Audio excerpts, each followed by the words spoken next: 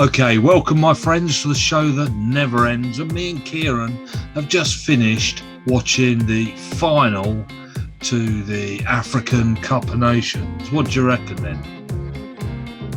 I am very much asleep as a result of... Wasn't the most thrilling of finals, as quite often most finals aren't thrilling. No. Highlights: Mane missing a penalty and Mane scoring a penalty. And I guess they were the highlights, yes? Yeah, I mean, wasn't too much else, was there? I was pleased that Senegal won. I thought they were a far more entertaining team, and I felt it was Egypt that flattened the final as they flattened every other game they've played. Yeah, they haven't scored an abundance of goals, have they? They've evidently had a game plan, and as it had worked for them to get to the final, and it relies on a couple of people's heads to go, and they bottled a few penalties. So they did, and we all like to sit there and say, "Oh, I reckon he's going to miss it. Look at him, he's going to miss it." I did get it right. The two that missed, I did actually think one went. His run was far too long, I thought, and the second guy that missed, well, he looked terrified, absolutely terrified. But I want to say that I was talking to somebody this morning about penalties, and we are going to discuss penalties and penalty shootouts next week.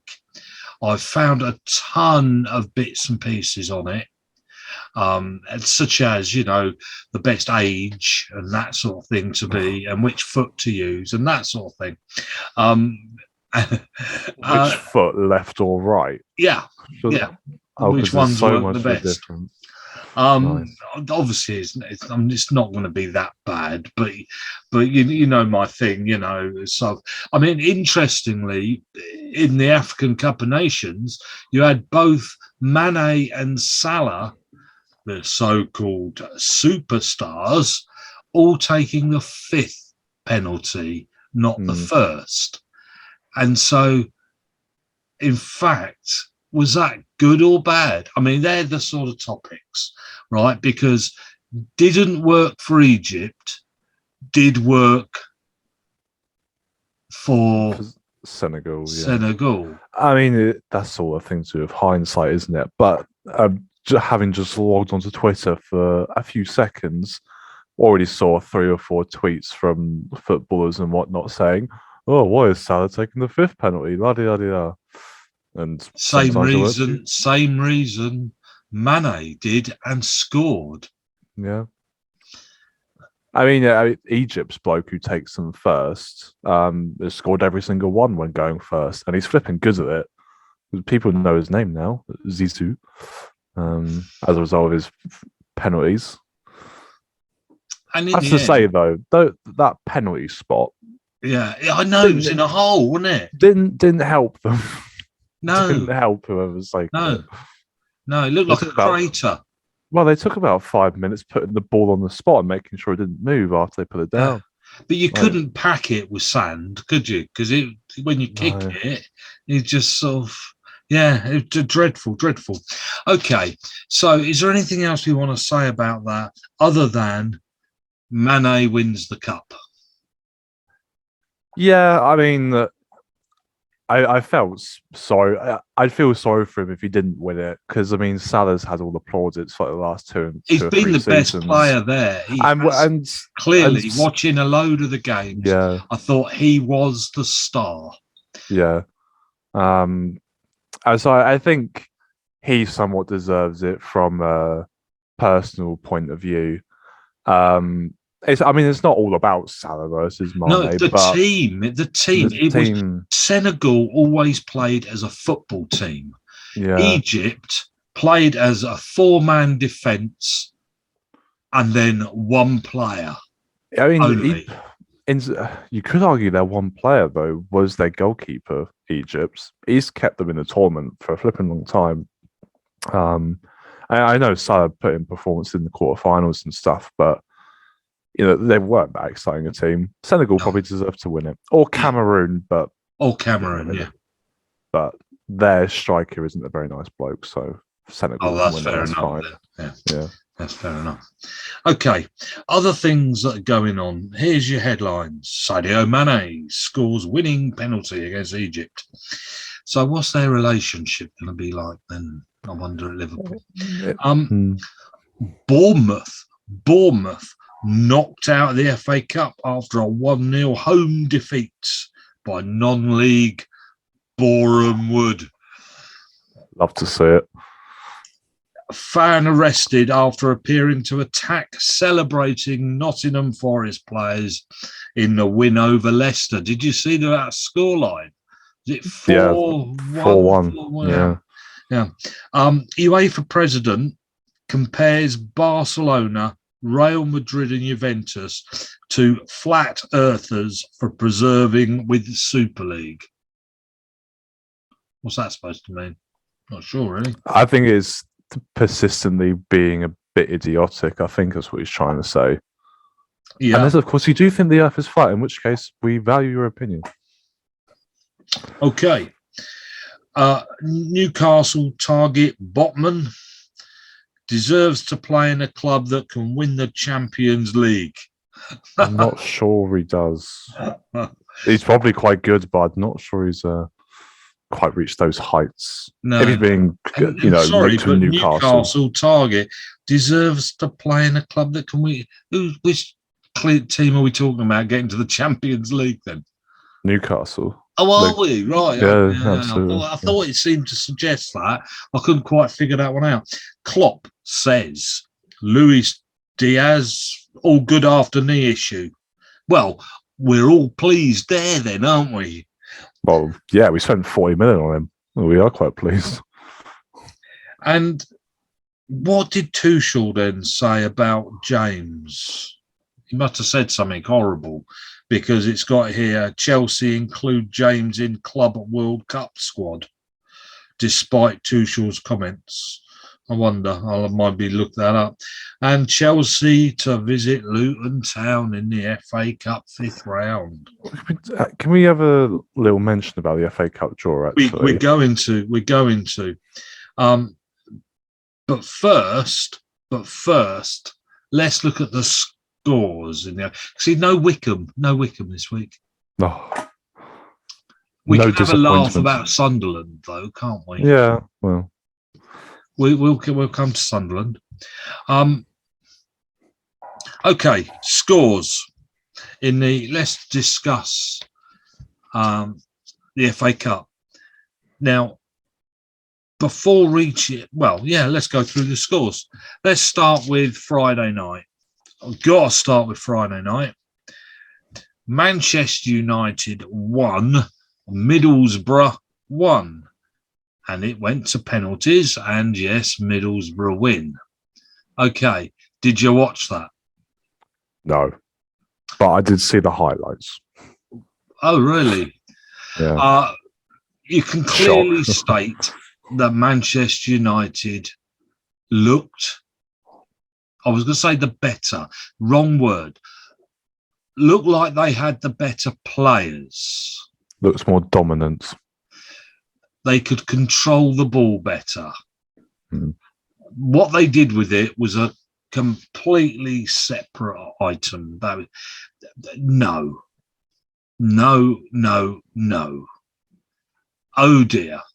Manchester United, I don't know what you got to do, but it won't be. Luckily, they didn't employ that bloke as a full-time manager, because they'd be sacking him by now. Yeah.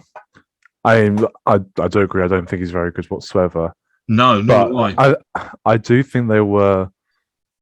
I mean, it's not really down to him. It's more down to the players, I suppose. They had the Sancho chance in which that hit the bar. Ronaldo missed a penalty, and Bruno missed an open goal. So we wouldn't really be having this conversation if they went on and won 4-1. No, that's the thing. But the fact that they missed those means that they've now been knocked out by Middlesbrough, and so that's really not good enough, quite frankly, for their team. No, It's not. No, it's not good at all. I don't know where they go from here. And just a quick summing up on our friend, I shouldn't say that really, Mason Greenwood.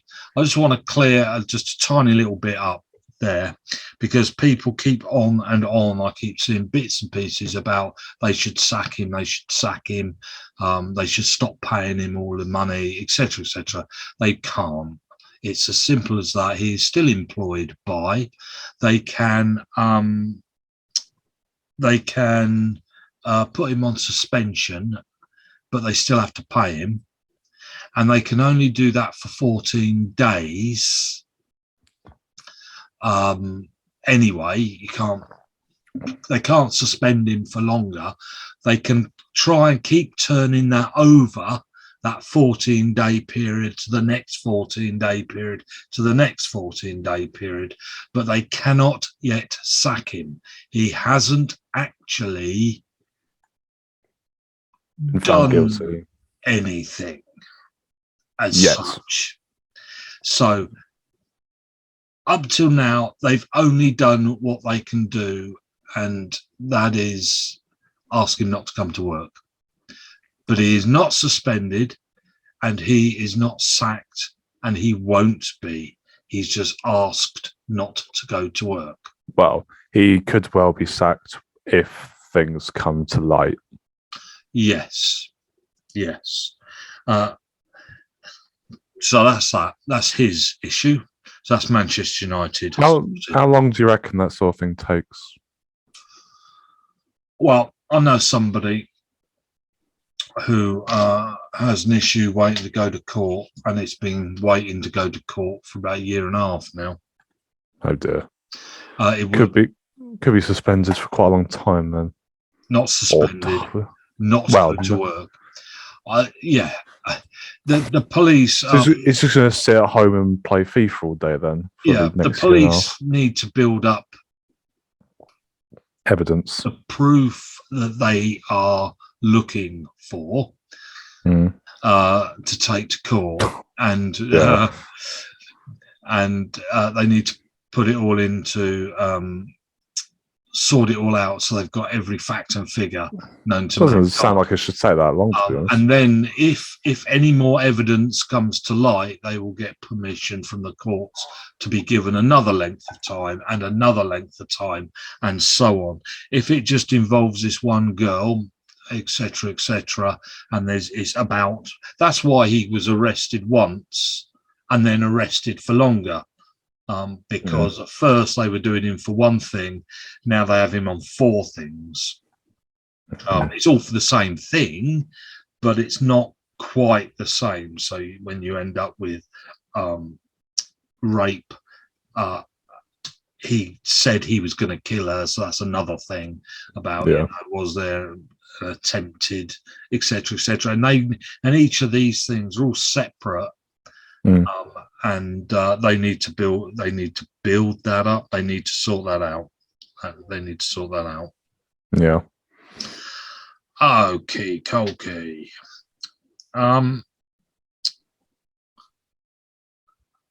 So, what the flip? FA Cup. Then what's the next one? What a result! Bournemouth.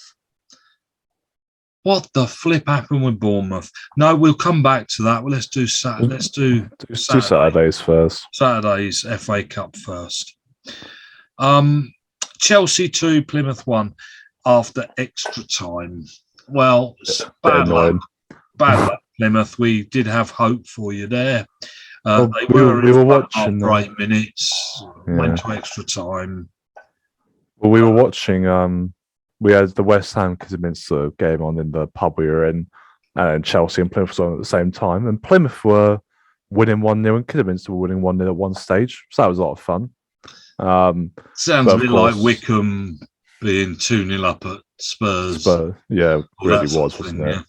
Yeah. Well, Kidderminster especially, mentally they've just been scarred, I imagine, from their game. Bless them.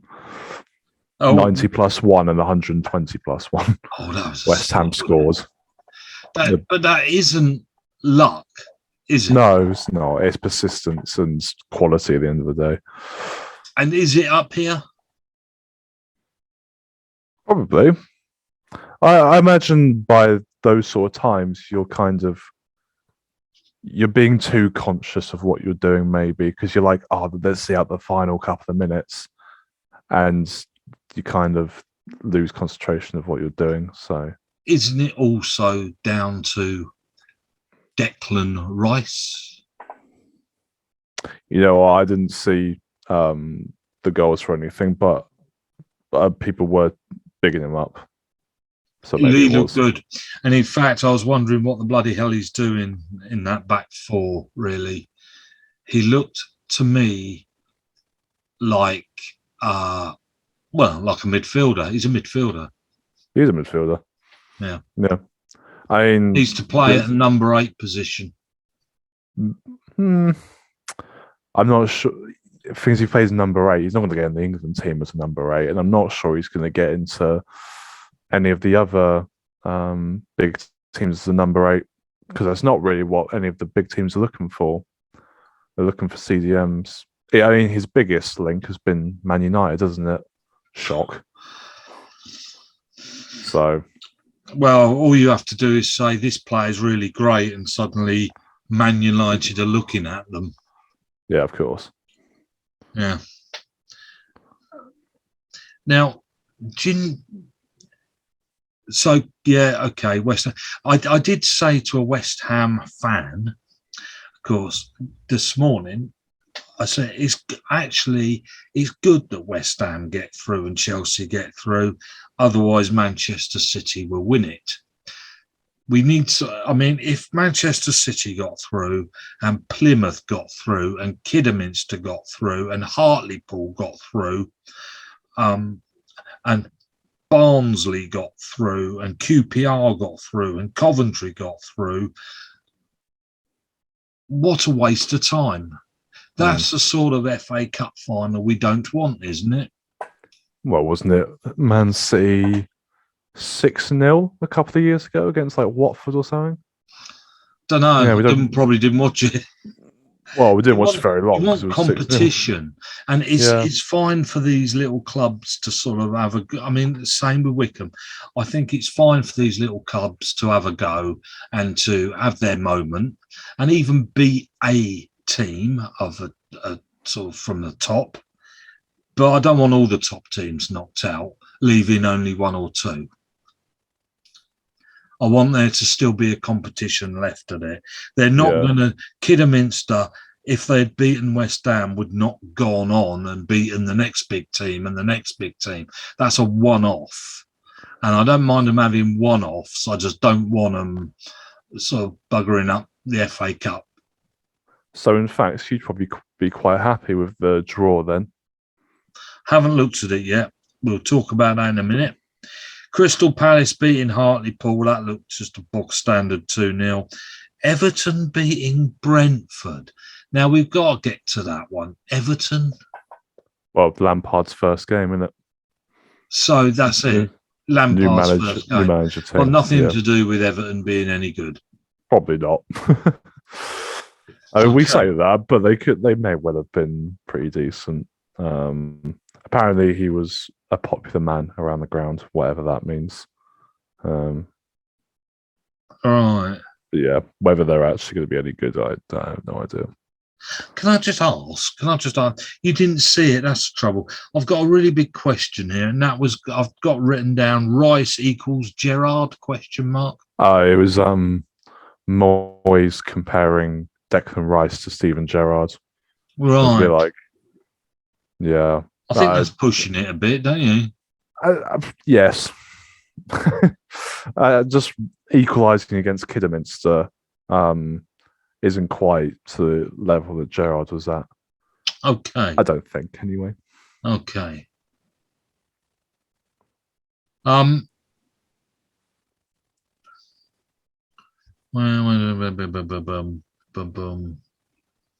have the list in front of me if you just want me to do it. We've got Huddersfield, Barnsley. Anybody care? No. because they're Yeah. both going to get knocked out in the next one. Barnsley, shocking team. Don't like Barnsley. Don't like the way they play football. Don't like anything about Barnsley. It's not very nice. Well, I'm sorry, but I don't. Do you like Man City? They won. Do I? Well, I think that put Fulham back in their place. Fulham are that team that sort of, look like they're going to walk into Premier League next year and show everybody.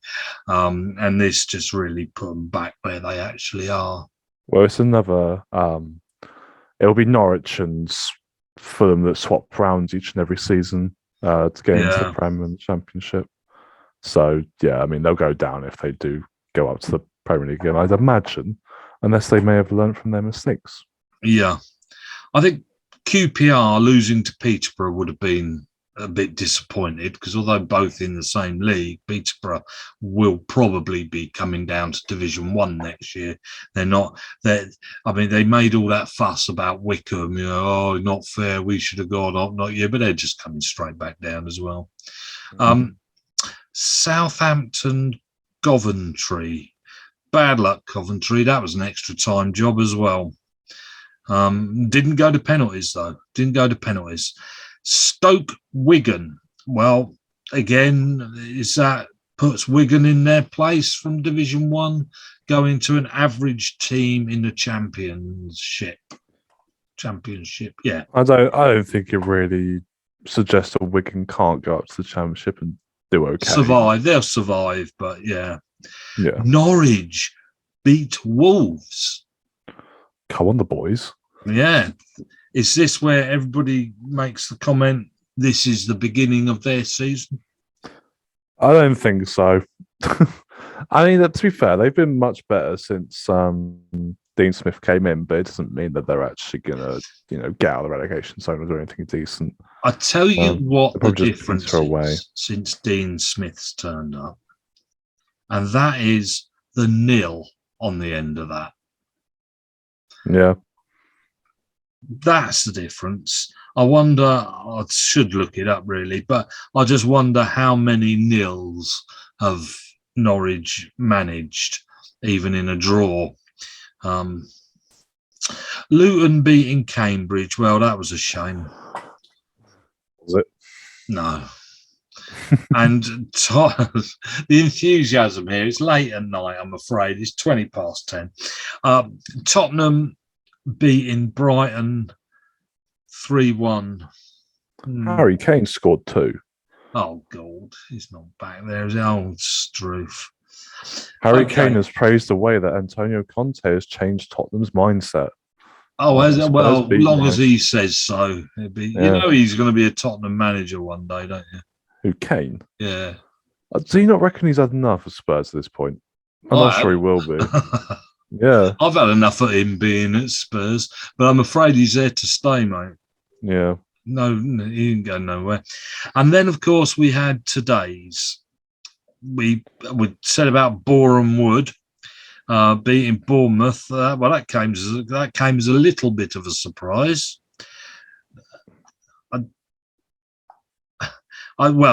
Actually, it came as quite a big surprise, really. Yeah. What the flip were Bournemouth doing? That's what I want to know. I mean, they've got their players out there. It wasn't like, they put a naffy team out. I know the goalkeeper had a shocker.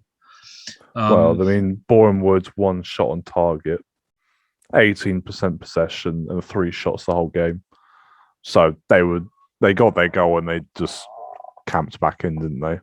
They did. They did. They did. It wasn't like they even had to block all the shots going in. No, not really. No. And Bournemouth had 10 shots inside the box. These are statistics similar to that of Liverpool sort of game, isn't it? Liverpool of old, yeah. Yeah. Where you just completely dominate the ball and just don't score. Yeah. It's the most frustrating thing in the world. Yeah. Yeah. So, and then we had the Nottingham Forest 4-1 against Leicester. What's wrong with Leicester? They've had their nice little period under Brendan. They've had it now, haven't they? Well, them bottling the Champions League on the last day, 2 seasons in a row, hasn't done them any favors. Because you have to be a very good motivator to be able to keep your players and your fans and everyone else on boards if you're doing that. I know they won the FA Cup and stuff, but in terms of your overall league season, it doesn't really hit the same. So 9 shocking minutes. Yeah. In which they conceded 3. Okay. Liverpool, Cardiff. Leave that one till last. Happy? Yeah, it will do. Elliott scored. Diaz played pretty well when he came on. Happy days. Not go on, sing the song. Amounts. Sing the song. What happy days? Yeah. Oh, happy days. No, I won't. Okay. Next question before hitting the headlines. No replays. Did that help the FA Cup? Did that make it more entertaining for us? Did it make it mean that there were more upsets because now the little teams only have to hang on for the penalty shootouts?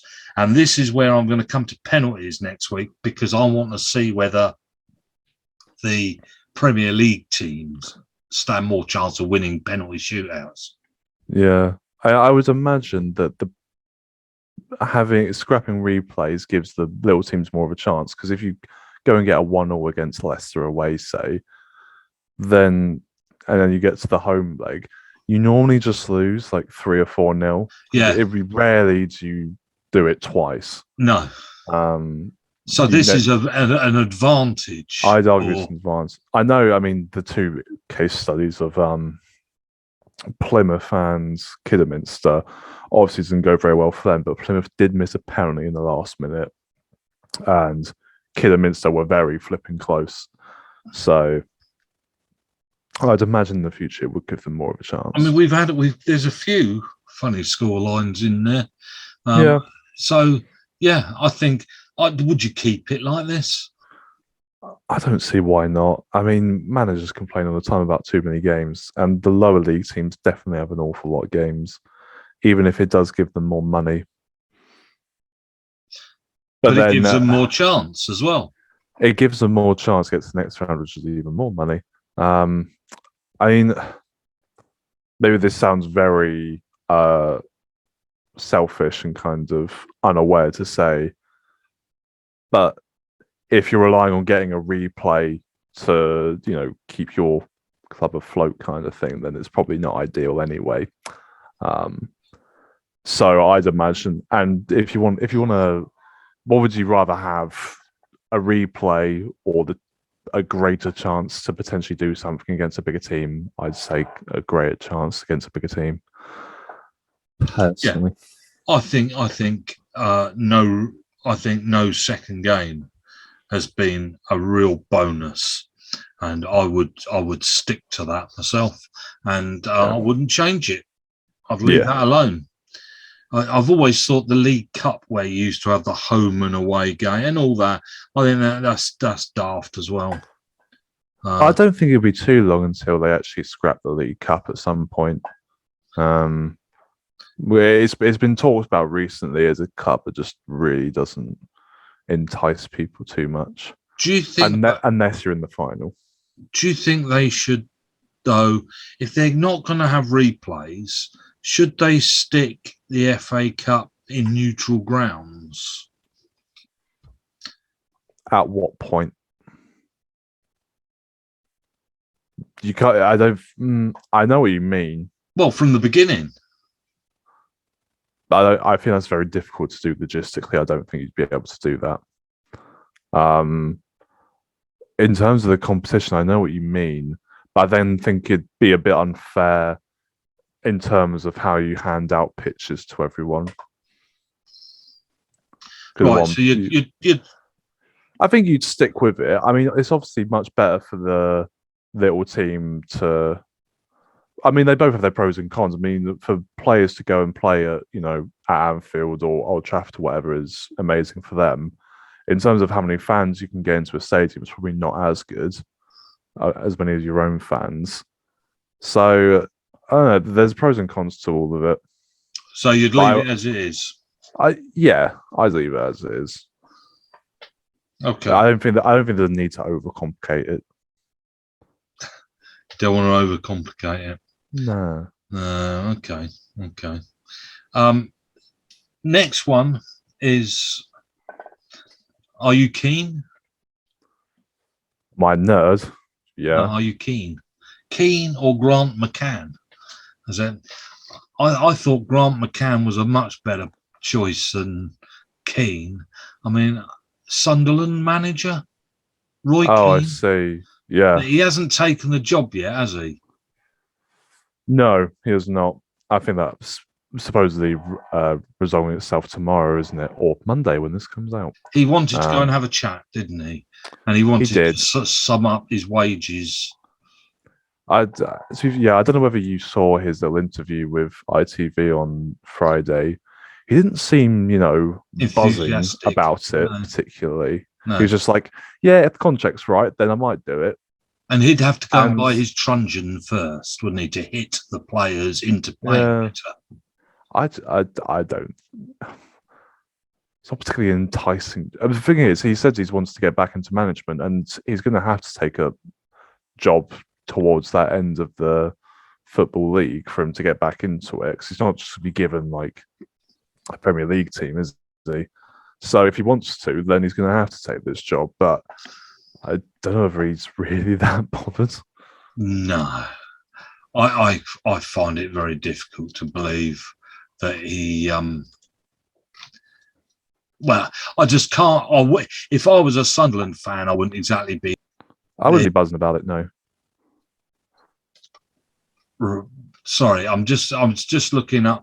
Try closing some applications to improve your performance. Right. I'm still up there. Go away. I was just going to look up how many managers have been sacked, but I won't do that now. We'll look at all of them next week. Yeah, it's a bit odd. I think it would be a bad mistake to employ him, I have to say.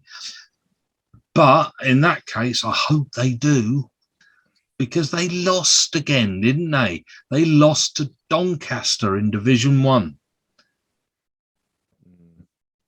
Who are near the bottom of the table, aren't they? They are the bottom of the table. Yeah.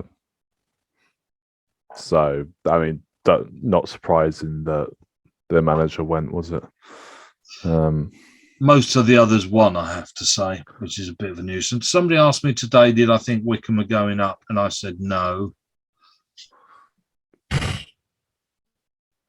mean, we can be optimistic and say maybe, but probably not, based off of our last few performances. They haven't been. And we've got to win the playoffs. I know we can, but the chances are against you. It was a bit of a slog last time, wasn't it? Yeah, I think not having fans probably helped us in the playoffs as well. So I would doubt it. But we'll keep going, do the best we can, and poor old Sunderland. Poor old See Sunderland. You next season in League One. And I have to also say that Milton Keynes or MK Dons, whatever you want to call them, Wimbledon or whatever you want to call them, people think that should have gone by now, but it hasn't. It still leaves a bit of a bad taste in your mouth.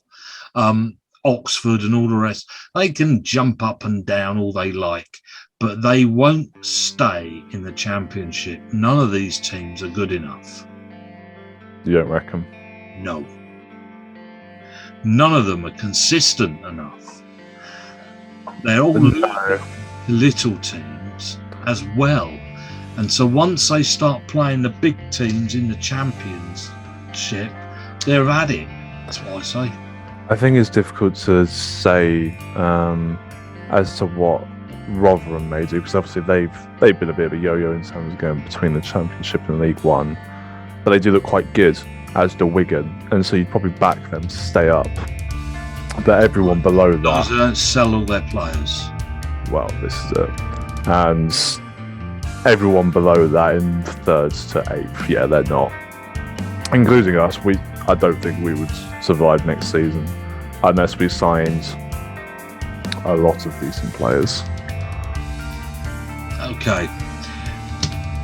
Now, talking of signing players, as you see, this is the football show this week, not the just sort of travelling around the football sort of, Just blabbering on. Scene, the football Yeah.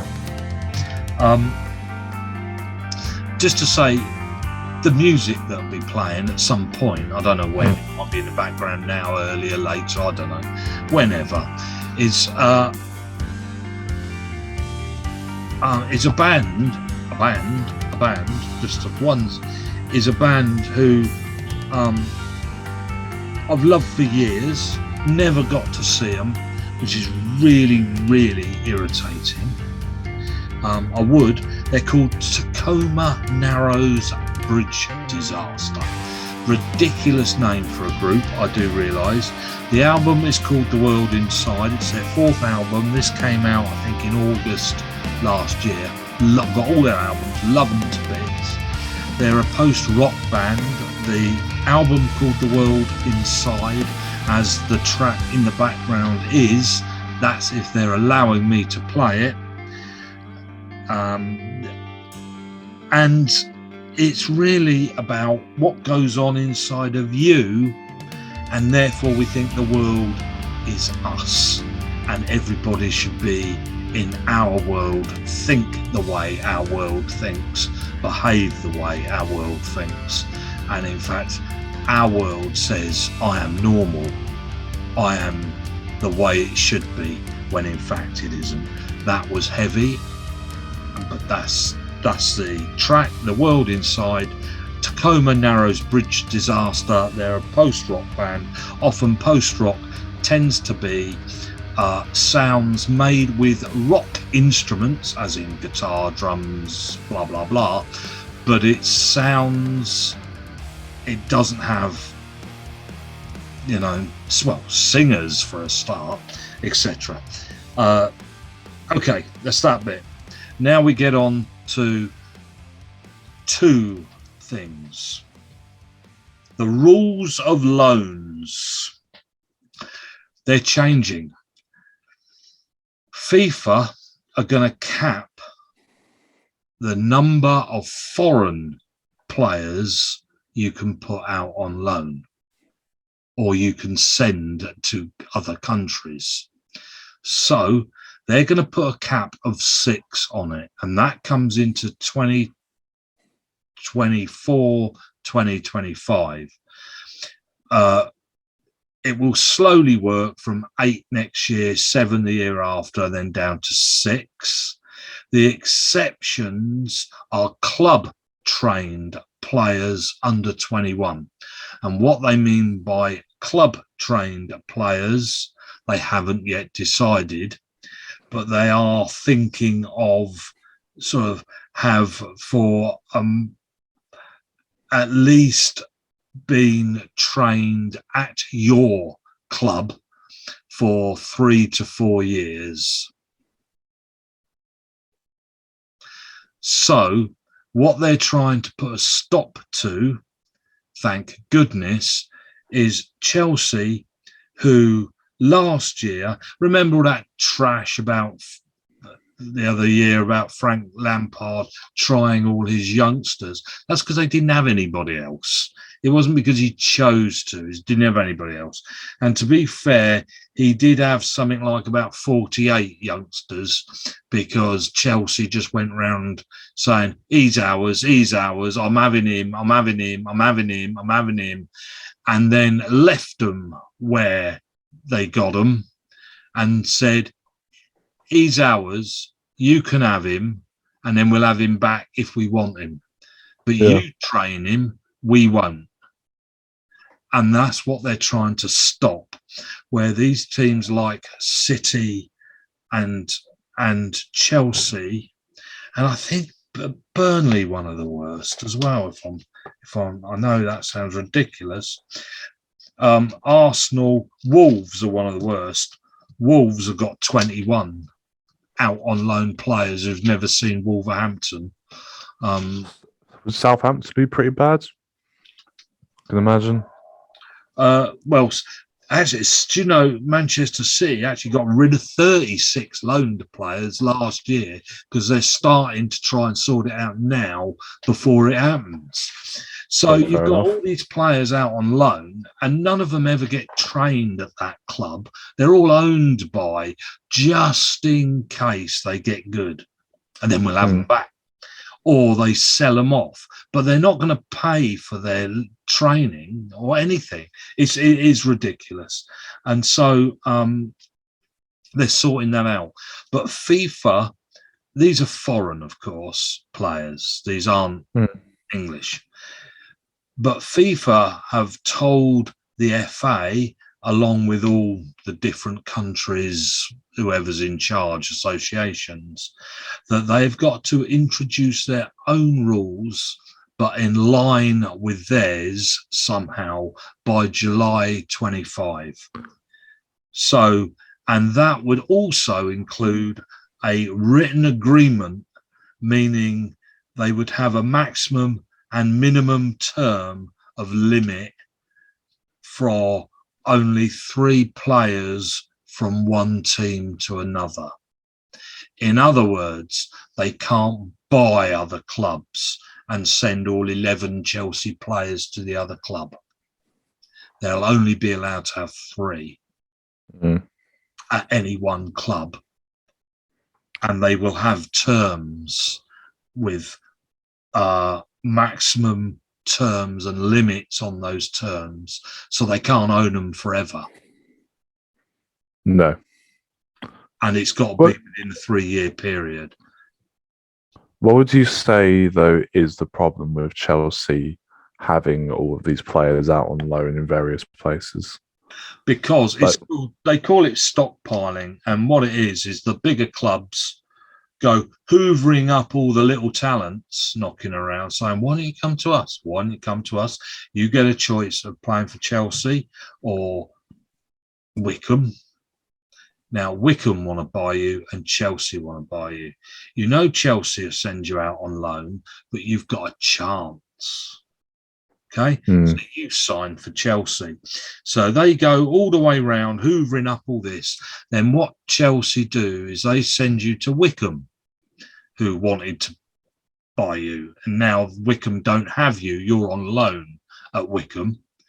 Wickham will train you, will pay you your wage, but can't buy you. And then when Chelsea think you've got better, Chelsea then will sell you for a profit, and Wickham won't, because you're a loaned player. So all Chelsea have done, they never had any intention ever of you playing for Chelsea, because they knew you weren't good enough, but they knew they could sell you for a profit. And that's what they do. It's a profit-making business. It's not we have all the players and we can choose to play them for Chelsea. I have no intention of you ever playing at Chelsea. So it is what is known as Chelsea's loan. I keep picking Chelsea. It's not fair, really. Arsenal aren't as bad. Wolves aren't very good. But there's loads that aren't very good. I'm not picking on picking on them only. But these teams have known this is going to happen, so it will come to an end. They've now got to start clearing it out. And you have things like Danny Drinkwater, who plays at Reading, who's 31 years old, and he's on loan still at Reading. I mean, he never was meant to be play for his team. He never was going to. He's obviously not good enough at the age of 31. He's been out on loan forever. No, that's not quite true. He was signed for Chelsea in 2017. And he was expected to go into their team, but has been crap ever since. Yeah. But it's the same kind of system. On loan. Because he may turn good at some point.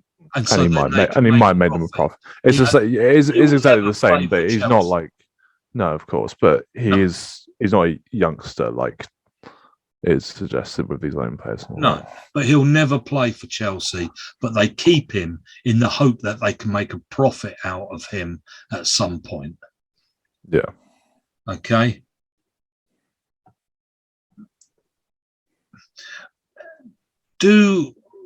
What's the advantage to Wickham, say, when they clean all this up?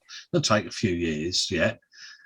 But does that, because we always wait for those loaned players, don't we, to come? I mean, Wickham were desperate for loaned players because we didn't have any of our own. So is this a bonus? Does this mean there will be more players out there for Wickham to actually buy or ready to sign for Wickham because they won't be able to sign for a bigger club? Potentially. But then there's, I suppose, maybe the incentive of getting a loaned player from a bigger club, and that's less likely to happen now. It is. So, yeah, there are pros and cons to it. There aren't going to be as many loan players out in the field. No, it's going to have more reliance on your contract structure and all that sort of thing, and how you balance all the books. Yes, but it does therefore mean that Wickham can make a profit. Yeah. Because it means that we will now have to sign them as Wickham Wanderers players, and they will sign because they can't sign higher up. No. So you'll have more players looking for a job. So, and then you can sell them, not the other way round. Of you wanting that player. Oh, he's signed for Chelsea, even though they don't want him. But then the teams may be more considerate over who they're buying and who they're selling. Yes, based upon this rule. Yes. So, will it make the price of players go up? There's still be the same amount of players out there. Yeah, but each team's going to potentially have less players, so they'd be more valuable. I think. Not that I've ever done business or have any idea if that makes sense. We'll have to wait and see, but I think it does mean that there will be more players. And you won't find that you get a loaned player for 6 months. It means you will get a player that you can make a profit on and sign a deal for 2 years. Mm. I mean, that was always a problem that Wickham have had up till now. Mm. That we only ever had players, he's got to go back just as we needed him halfway through the season sort of scenario. Exactly.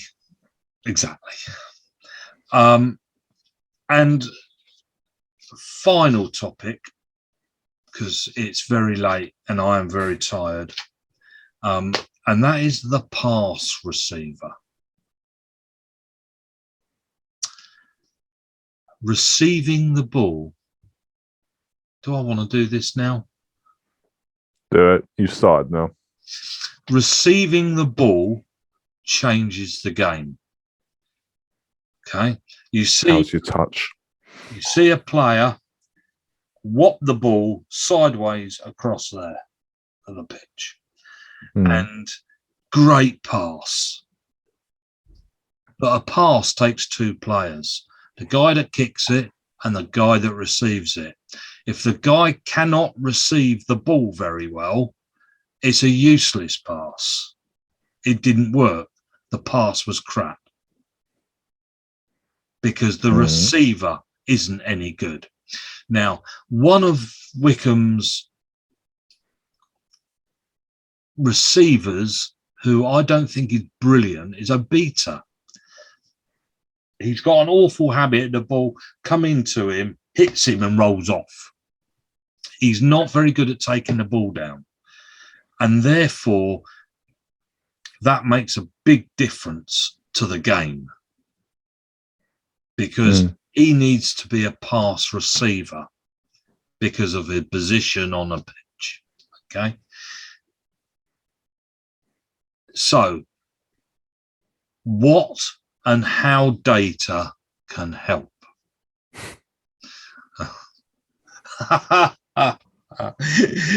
Kieran thinking, oh no. It's not that. It's when, because it was always a thing that Paul would say. It's like, oh, I always goes on about XG, and now he's moved on to pass completion rates and pass receiving rates. Well, and yeah. And now here it's your show. You can do what you want. Oh god.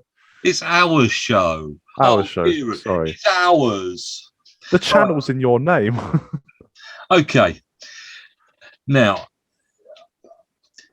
before we just get to that, how he touches it and recording and looking at data on how good he is at receiving the ball, because you've got to work out how much of a threat it would be where he receives the ball as well.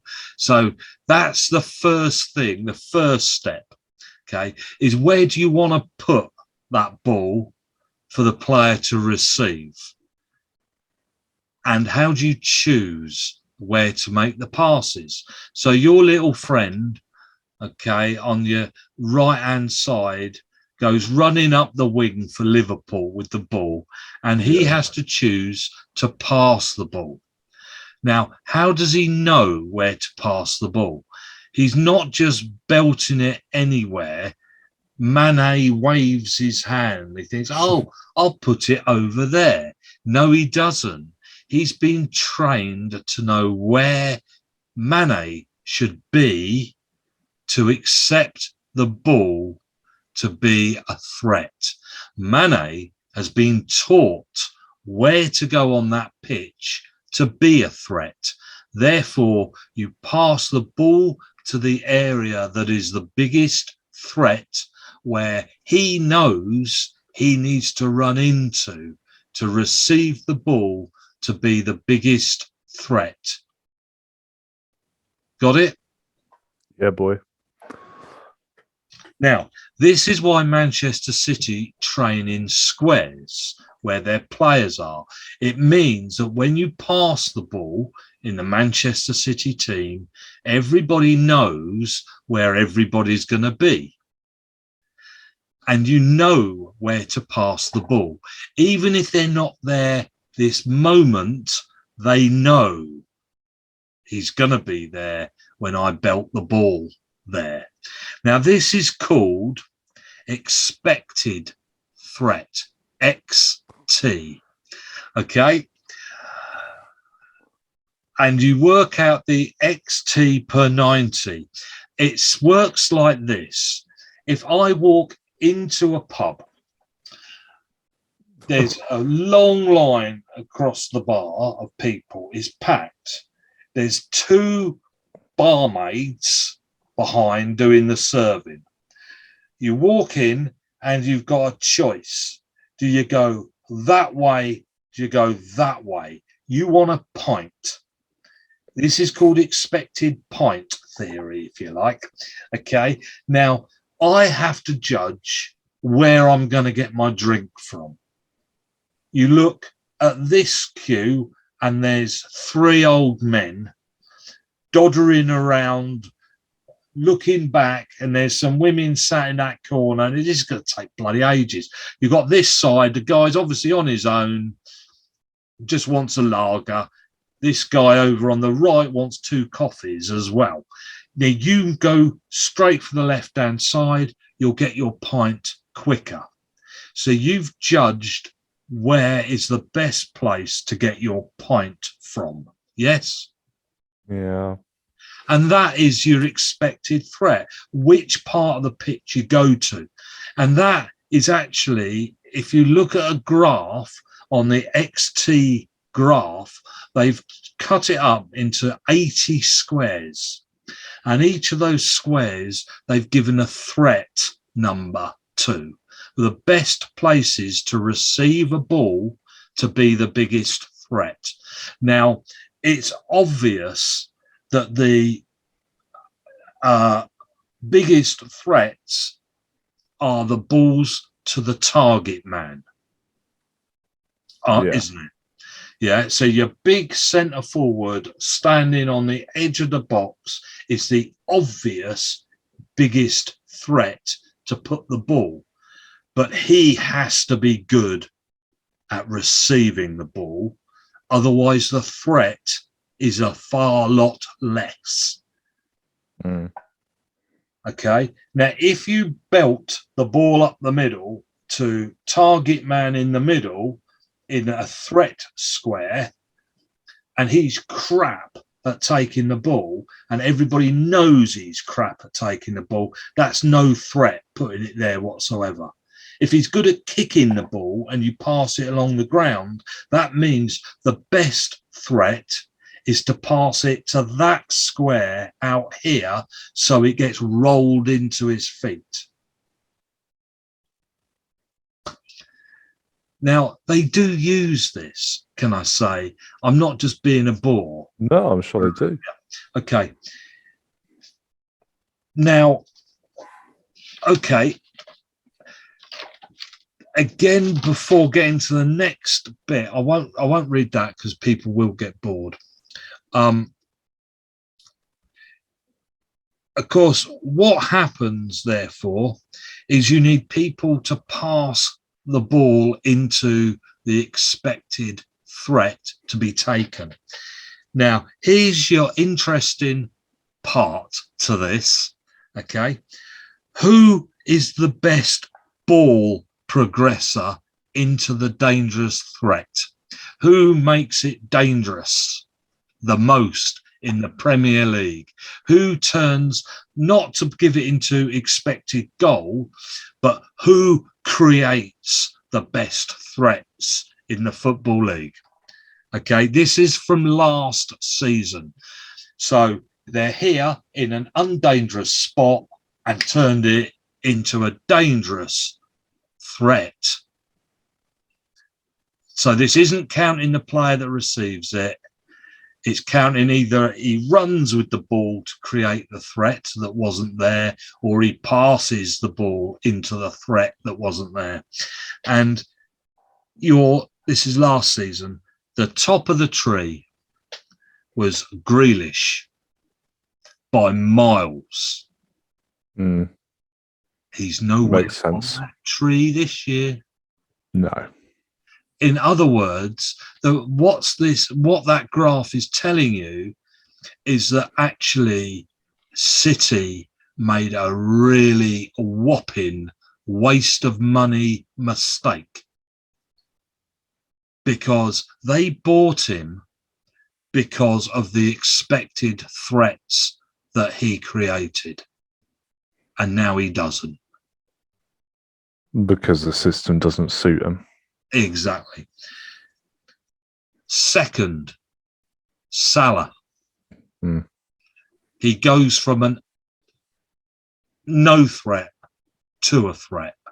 He tends to be, along with Grealish, a runner, not a passer. Yes. Yeah. Sterling. Adoy. This is going down the list. Kevin De Bruyne. Bruno Fernandes, Mahrez, Arnold, and then we come to Cancelo. Yeah, down to Leeds, Rafinha. Rafinha, and Mane. Now, that's all well and fine looking at that graph because it's telling you the possible threats they make. There is a bit of a snag because they also, by carrying the ball and passing it, can lose it. So that's a bit of a problem because if you look at which player in the Leeds team loses the ball the most in dangerous areas, it's guess who? Okay. But if you look, and also if you look at the Manchester United graph, that's Fernandes who loses the ball in the most dangerous areas. Well, I'm sure it's Trent for Liverpool as well. More than likely. Don't have Liverpool's down there. Probably is Trent. So what you're getting to, what I'm getting to is you can add up by then, because then you need to work out how much of a threat they cause to how much problem they cause your team. So, because quite often you find those dangerous players, danger to the opposition, can always be a little bit dangerous to you as well because they take risks. Now, I know I haven't quite got to the how good somebody is at receiving the ball, but that's then where the XG comes into play. So you measure the XT on how good that is, and the higher that is, you then need to judge what XG it creates, and then you measure how good that player is. I suppose you can create a ratio, can't you? You can. There are loads of graphs, all different, upside down, back to front, that you can do. But what you do end up doing is working out which players do what best and where to place the ball and the passes. And this, the reason I started looking at this is because I got fed up of reading about how many passes a football team makes. And then you get a graph of that. They talk about it on TV. It's on your phone. Oxford made blah, blah, 400 decent passes. No, it wasn't. It was sideways and safe. And they caused absolutely no XT. There was no threats from their passes. And the only passes worth counting or looking at on any of those graphs, on any of those things, is what threat they caused. So I will not. Why the statistics on your phone for a game have passes, I don't know. Because the standard person is not going to want to have to learn about all. Because it's taken 10 minutes for you to explain what it all is, and people don't have that sort of time, and it takes too long to work it out. It is more informative and it is more analytical. I absolutely agree. And passes completed doesn't really matter. However, Mr. Average doesn't mind so much. Whereas this is what they will use in football clubs. They will. And what I thought was interesting was the way they split the pitch up into 80 squares so that every player knows the exact threat that each position they get the ball, be it dribble or pass, getting into certain squares is the most dangerous. I thought that was I find that interesting, and I find that interesting because it's a bit more than just belting the ball forward, as another term you hear. When Wickham belt the ball forward, they are not belting the ball forward. They are kicking the ball into an XT box where they can be a threat. They know the places on that pitch that will be the best threat for Wickham to put on the opposition. And we know where they are. and one of them is up to our Mr. Centre Forward, because that's obvious, but only because we know that that ball then has to go somewhere else for it to be a shot. What I did notice was passing the ball to Obita. Is that a threat? I would say it's a very low threat because he cannot control the ball.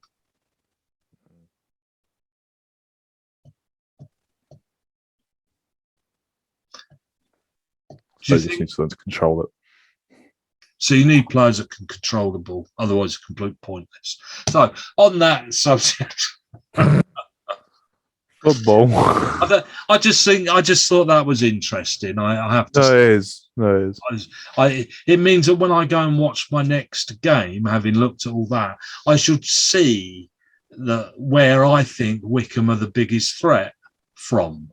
At which point you think there's a chance. And it's before it gets to the player who scores. We always say, we're better coming down the left or the right or something. But you can close that right up to make it a much tighter thing. And then I'll know when to get excited. So you just stand there unexcited when everyone else is jumping up and down. Yeah, until it reaches that 1/80th of a box, and then I'll know we stand a chance now. Yeah. So with that, Kieran, we'll pack our bags, and I'll leave you with this track. It's the same one that I might have played earlier. I don't know, or maybe this is the first time I've played it now. And I'm going to have to try and put all this together tomorrow. I've got lots of work tomorrow as well. So I'll do this when your mum's not around, so she doesn't realise how long it takes.